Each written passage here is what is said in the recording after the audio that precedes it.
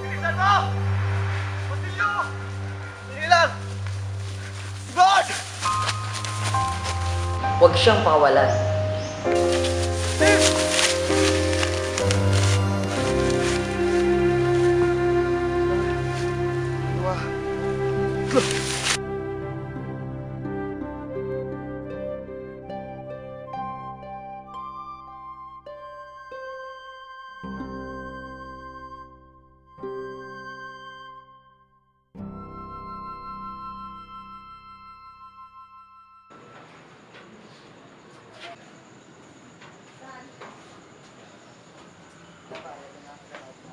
Kumusta na si Kapitan Santiago?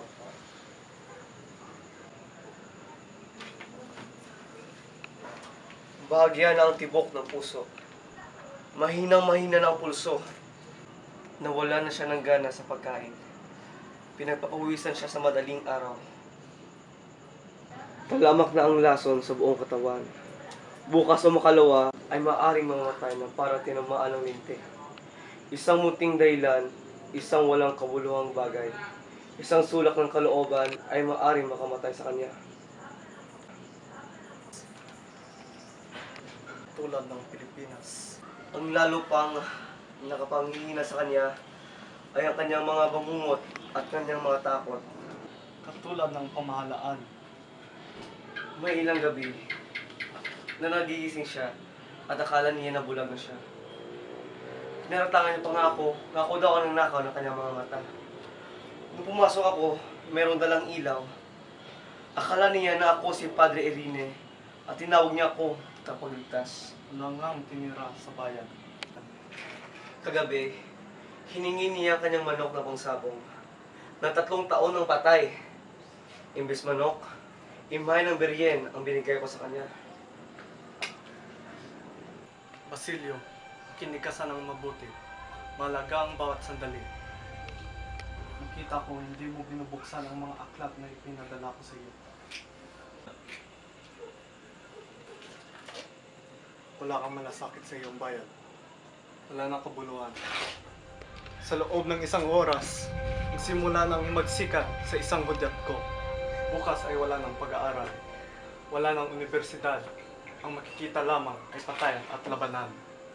Inihanda ko na ang lahat at natitiyak ang tagumpay. Ang lahat ng hindi tumulong, kahit na may kaya, ay tuturing kaaway. Naparito ako para ihandog sa iyo ang 2 bagay.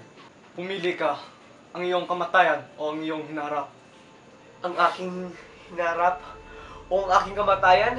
Sa panig ng pamahalaan o sa amin, pumili ka. Wala nang panahon.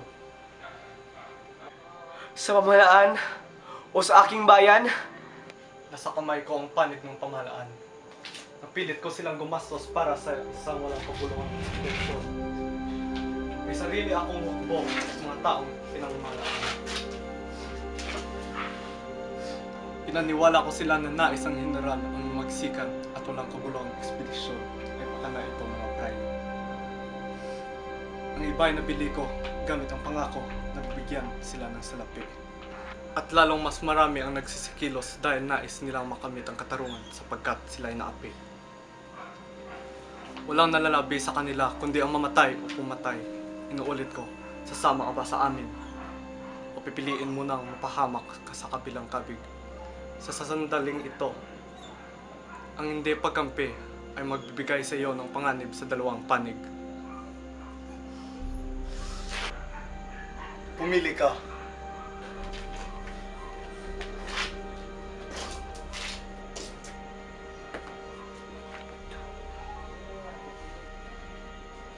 At ano? Ano kailangan kong gawin? Madali. Pamumunuan mo ang isang pangkat. At habang nakatuon ang kaguluhan sa iba't ibang bahagi ng syudad, buksan mo ang pinto ng kumbento ng Santa Clara at kunin mo ang isang taong maliban sa iyo. Sa akin at kay Kapitan Tiago ay wala nakakaalam. Hindi manganganib ang buhay mo. Si Maria Clara. Oo, siya nga. Gusto ko siyang iligtas. Nais kong mabuhay sa mundong ito para mailigtas siya. At yan lang ang tanging paraan para magawa ko iyon. Paumanin po. Pero huli na kayo. Ha? Bakit naman? Patay na si Maria Clara. Patay na? Ngayon, ay maaari. Kasinungalingan! Hindi totoo yan! Maring naduduwag ka lang, kaya nasabi mo yan. Milang araw na siya may sakit. Pumunta ako sa kubento para makabalita. Ito ang sulat ni Padre Salve mula kay Padre Irene. Namatay. Namatay nang hindi ko lamang nakikita.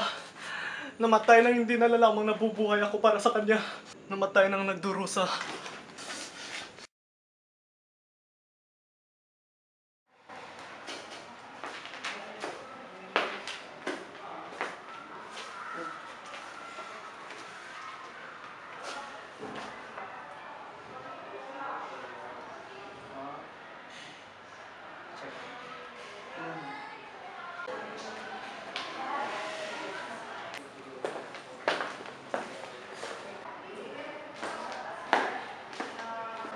Kasama ka ba kagabi? Hindi ho. Si Captain Tiago merong sakit at kailangan kong tapusin tong libro. Mabuti na wala ka roon. Pero kasapi kayo ng samahan ng mga estudyante? Nag-aambag lang ho ako. Naku, umuwi ka na agad at sirain ang lahat ng papeles na maaaring magsangkot sa inyo. Si Senyor Simeon ho? Wala siyang kinalaman at nakaratay ngayon. Sinatan siya ng masamang tao. Mga estudyante lamang ang sangkot. May mga nakitang paski na masama. Mag-ingat ka ngayon.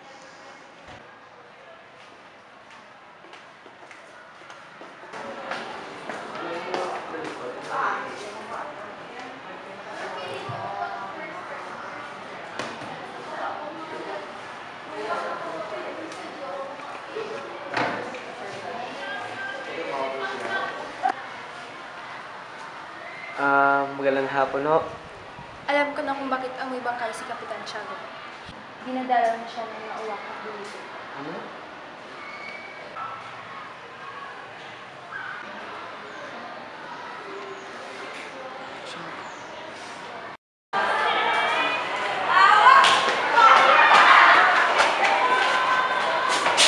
Ano nangyari?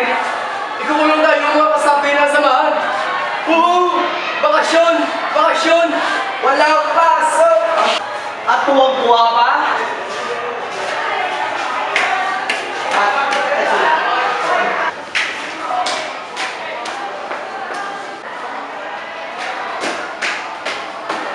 Juanito!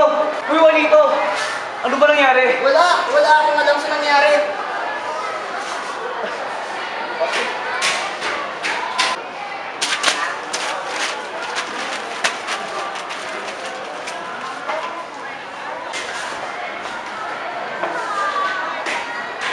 Hindi dapat tayo panghinaan ng loob o magkawatak-watak dahil lang sa walang kwentang pangyayari.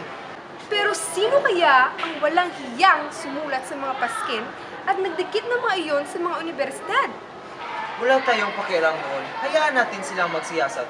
Ang mahalaga ay kung naayon yun sa atin at kung mabuti ang nakasulat doon. Dapat natin silang pasalamatan. Ang gumawa noon, pero kung paninira ang nakasulat doon ay ang ating mga pagkilos at ang ating konsensya ang magpatatanggol sa ating laban sa pagbibigay.